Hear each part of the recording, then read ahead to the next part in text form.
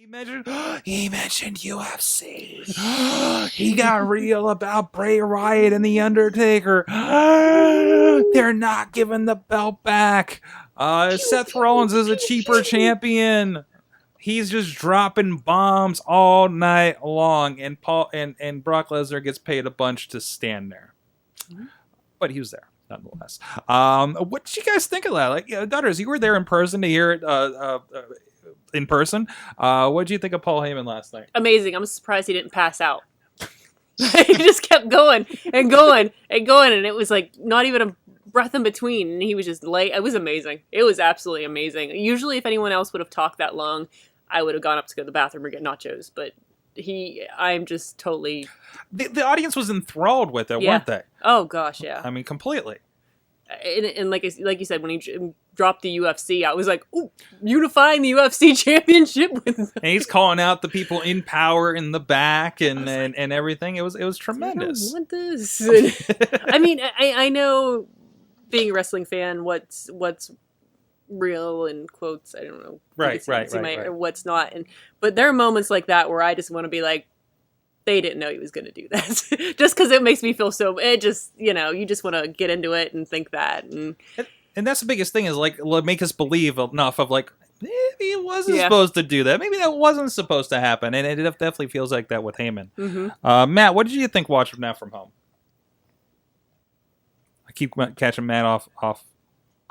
Sorry, I was running off looking for the link to the Deadspin article because there was a Deadspin article that picked up on Heyman mentioning that Brock Lesnar would unify the WWE Championship and the UFC Championship, which is always fun whenever you get the mainstream to kind of like take a little bite, Yeah. I think my favorite part was definitely when Heyman said that the title didn't belong to the WWE, the title belonged to Brock Lesnar, and that was like one of those other little things that make you think, well, he's kind of right. If Brock wants to keep the belt, he could probably just keep the belt as long as he wants to. If he doesn't want to play along, he can just keep it as long as he wants. And I know we talked about that. We almost were talking about that going into the match last year against The Undertaker, about how interesting it would be if Brock almost looked like he was going into business for himself. It was starting to like.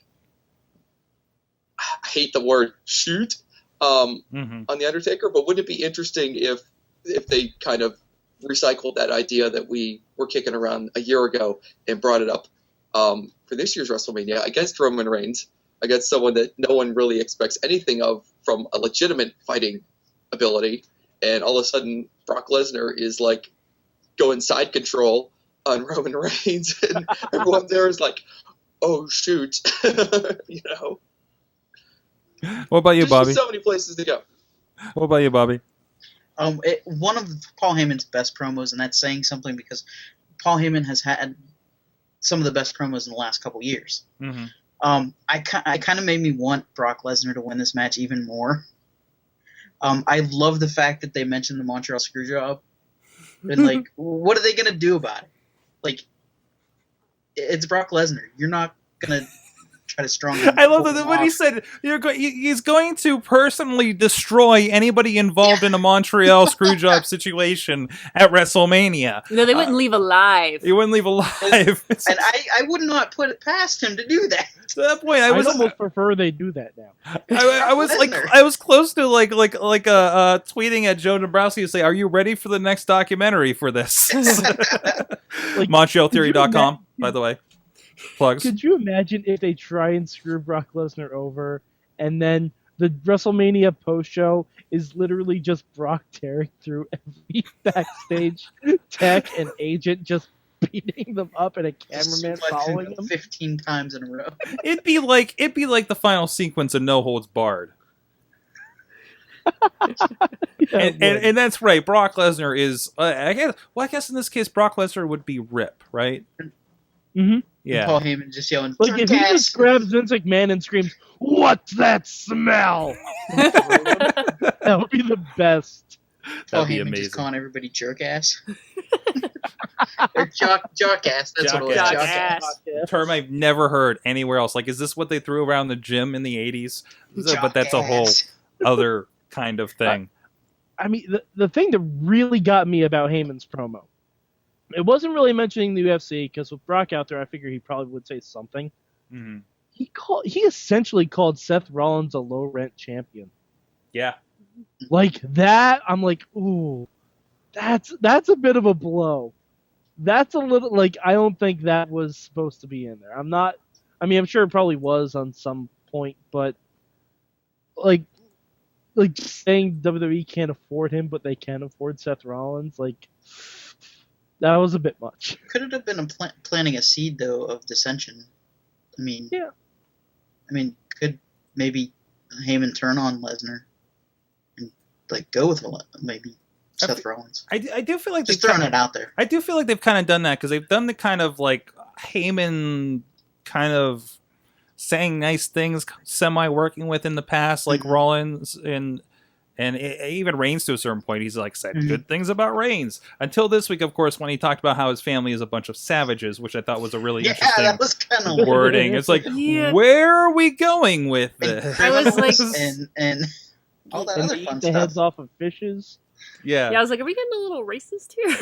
I was like, I don't know what's appropriate to laugh at. Of now. course, this is the show where we've like talked about it, like that we think that they pretty much wrestled dinosaurs on the island to prepare for football and pro wrestling. What's that? They didn't. I according to Paul Heyman, apparently they just beat people up in bars. So and at the what was it, the guys working out outside? What did he call them? Down the beach, the muscleheads. right. I don't remember now. I don't know, whatever. Oh, hey, is this the point where we talk about all the Roman Reigns hate?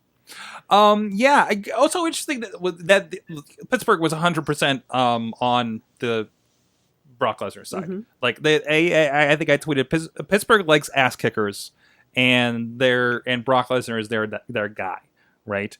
But yeah, it was pretty John Cena-esque when Reigns was shown, came out, anything like that. Like, this is the first you've seen it in person, right? Yeah, honestly, it was like some sort of weird Twilight Zone where everybody hated Roman Reigns, everybody loved Brock, and everybody loved John Cena. Yeah. Like, I just didn't... It was like, where did this come from? And I don't think I'm that disconnected with wrestling, but it was just like, when did this all happen? And I'm like, yeah, Roman Reigns, and everybody's like, bro. I'm like, yay, Brock. I like that guy. He's big and sweaty. Yay. That's why I like wrestling, for big sweaty men like Brock Lesnar. But I think it's more very safe. I feel like maybe at a certain point people are more fans of Paul Heyman saying things than anything. And Paul Heyman's really good about painting Brock as being this really awesome ass kicker. And anytime Brock has shown up, he's been an ass kicker. And we have recently seen him at Royal Rumble being an ass kicker. And he looks good. Mm-hmm. Brock looks really good. Like, he doesn't look like just a muscle-bound big guy. He looks like he's in shape. I don't think he's as built as he was the first time around, because he definitely that was wasted legs. bulk. Right. It was show bulk, basically. And then, he's also learned how to cut weight too. Yeah. Like, he was very bulky when he in 2002, but when UFC, you cannot be that bulky up top physically, because you will get destroyed. Like, you got to cut weight, and you have to be more toned and ripped than anything else. You got to be able to move, and again, the weight classes as well, it probably affects that a bit too. So I think that just carries over, and he just works, but he still sweats like a hog when he's in the ring, though. Oh yeah, that's so he has to stay wet because he's a street shark. He is a physical embodiment of a street shark. Yep, apparently. I apologize, Mr. Lesnar. Please do not destroy me. I have a question. I remember last time Brock had a big WrestleMania match like this that wasn't with The Undertaker. It was heavily rumored that Brock was going to be leaving after this match. Oh, no. You were there for that, weren't you? Yes, I was. That was WrestleMania 20. I was there. Everyone hated it. Do you think that Paul Heyman said that Brock would take the WWE title and unify it with the UFC title to try and negate that?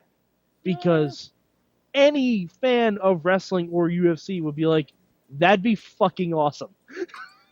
Maybe Like, they'll could do- you imagine if Brock rolled in to UFC 502 or whatever the next one, like ones down the line is, and he's rolling in with the WWE title against the UFC champion?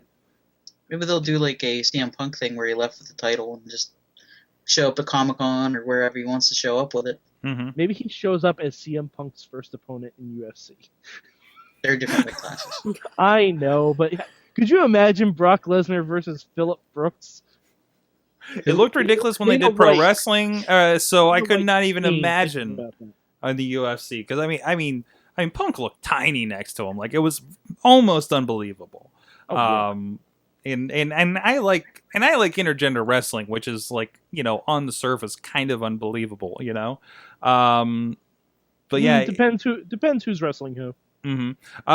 Eamon's asking in the chat room, do you think it plays into what Triple H mentioned on the Stone Cold Steve Austin podcast about how they are playing with kayfabe? Absolutely. Oh, yeah, Absolutely. You know, We're into the new work era, Sorg.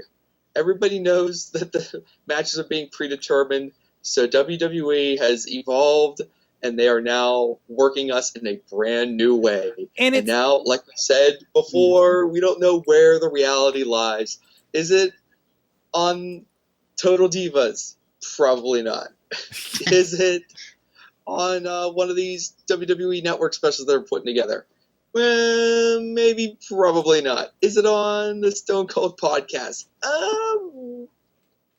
Maybe not. I mean, the dirt sheets are the new kayfabe. That's what but it is. the dirt sheets are getting fed stuff too. Mhm. They're getting fed what people want them to feed. Like you hear a news report about Brock Lesnar walked out of Raw. Him and McMahon had a big dust up in the backstage, and I'm sitting there reading it. I'm like, I don't believe it. I don't believe anything anymore. Everything is a big fat lie, even the stuff that might be true. They're holding a talent-only meeting, which they hold every week. Yeah. Or And then, every couple weeks. is it all part of the manipulation? You know, you don't know where the storyline is. The storyline has gone beyond the television show. It's everywhere now. It's on Twitter. It's on the website. Strings are being pulled everywhere, especially this time of year when everybody's on point and focused and driving towards WrestleMania. You don't know where the next thing's coming Fastlane from. was last month. And being in journalism, Matt, you know this more than anybody. It's not about what you know. It's how fast you get it out there. It's not fact checking. It's just put it out there. What do I know? I want to be the first. Oh, And yeah. no matter how far Exactly. fetched. When you're dealing with the Bill O'Reilly it's hard approach. enough when you're a card-carrying journalist like myself. But, you know, these wrestling websites, news websites, they have no bones about posting anything. They will post anything their sources tell them. So if you've got somebody, you know, if you're someone inside WWE and you know you've got somebody on the outside working for one of these websites and you've got him on the hook and he's putting everything that you're telling him into print, and you go tell Vince and Vince says, well, hey, pal, feed him this. And then you feed them that, and it's up on the website, and it's off and running, and then we're all talking about it. And they're not. You know, you notice there's more mentions of the things that you've heard on Twitter. You did this. You know, the Divas give the Divas a chance. You know, blew up, and other things have been mentioned by Triple H as well, right? And they're not reacting to them, but they're playing with them. Right, they're making it their own. The cancel WWE Network got you know, kind of hijacked by WWE itself, right? And downplayed and turned into something else. Well, so did Boycott Raw. Or whatever. Boycott Raw. That's the one I'm thinking of, actually. Yeah. Boycott Raw happened, and they turned it into something and turned it into a storyline. Isn't that what turned into the Daniel Bryan and everybody running into? That was Hijack Raw. That was the Hijack Raw. Raw, yeah. Yeah, I mean, even Triple H tried to spin the cancel WWE Network one after the Super Bowl. He's like, "Oh, everyone wanted to cancel the NFL Network after the Super Bowl." Like, exactly. I remember he specifically said that. I'm like, that's a genius line. But he's not, and also he's not like, they could just sit there like, these fans on the internet, they don't know what they're talking about on their keyboards in their basements. You know, but they're not. That's they're a not studio, Sorg. They're not belittling. They're not belittling the fans in the way they do it, which they could easily do, and they have on interviews in the past and everything. But they're being very smart. And if nothing else, if you're a person that participated and give divas a chance, now they're speaking direct back to you by doing something with it. And then making us vomit when they put Eva Marie on the Give Divas a Chance promo. Oh, baby. But now they're trolling us. We didn't even mention the deal on Twitter with AJ and Stephanie McMahon, Mm-hmm. where everybody saw what AJ tweeted back to Stephanie McMahon, and everyone, me included, is like, oh my God, AJ did this, CM Punk, oh my God. She came back the next week, Sorg. Mm-hmm. Mm-hmm. What happened? Hook, line, and sinker. We are. It's fine. I'll accept it. I'm easily manipulated. I will. I mean, even if that I will wasn't take the the bait plan, every time. even if that wasn't the plan, it kind of seems like it was now. Yeah. Yeah. And maybe it wasn't. Because, like, and maybe it Because wasn't. if it wasn't the plan, AJ responding like, "Well, I guess we should probably bring her back to capitalize on this." Yeah. But and also, I had these conversations with somebody in the business a lot about how this is a carny thing and being impressed by the carny things that some people do His Arnie Sorg. at the Arnie shows. No, that's another guy, and I think he has a DVD. But that's what it is. This is the new carny thing to make us and trick us and make us believe again. And now Twitter is a tool for it. And I think it's their Internet carnival. It's internet carnival, exactly.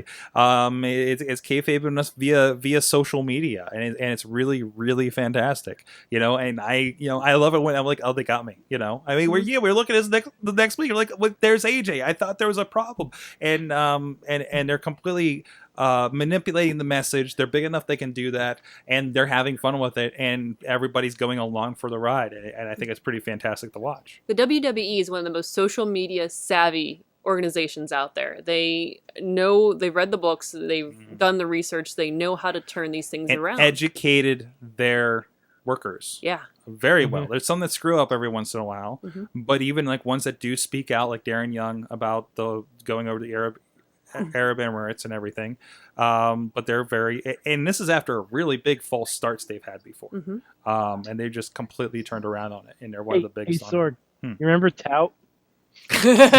Well, there's a false start. Remember WWE Universe, their own social network? I mean, yeah.